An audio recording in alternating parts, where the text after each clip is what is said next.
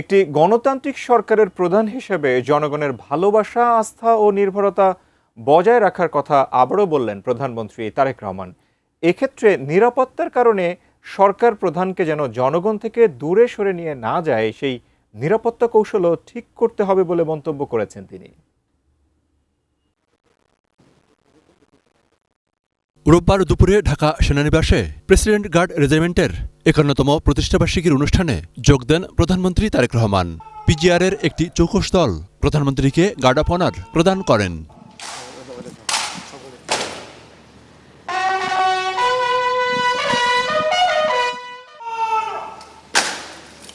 সেখানে গাছের চারা রোপণ করেন এবং দোয়া করেন। পরে আয়োজিত এক অনুষ্ঠানে কেক কাটেন। পিজিআর কমান্ডার প্রধানমন্ত্রীকে কেস্ট উপহার দেন।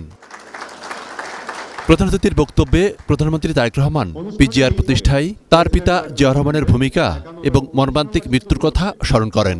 মেজর জেনারেল জিয়াউর রহমান ১৯৭৫ সালে ১৯ সেপ্টেম্বর রাষ্ট্রপতি দেহরক্ষী ইউনিটকে প্রেসিডেন্ট গার্ড রেজিমেন্ট হিসেবে অবহিত করেন। যে কোনো বাহিনীর সামনে প্রচলিত চ্যালেঞ্জের বাইরেও বর্তমানে আর্থসামাজিক ভূরাজনৈতিক পরিস্থিতি এবং তথ্য প্রযুক্তির অবাধ বিকাশের ফলে বহুমাত্রিক নিরাপত্তা চ্যালেঞ্জ তৈরি হয়েছে বলে মন্তব্য করেন প্রধানমন্ত্রী।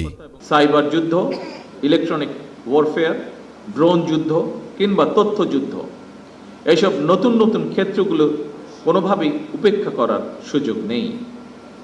এইসব বহুমাত্রিক চ্যালেঞ্জ মোকাবেলায় শুধুমাত্র পিজিআরই নয়, প্রতিটি বাহিনীকেই আধুনিক এবং সময়োপযোগী প্রশিক্ষণের মাধ্যমে নিজেদেরকে সার্বক্ষণিক প্রস্তুত রাখা অত্যন্ত জরুরি।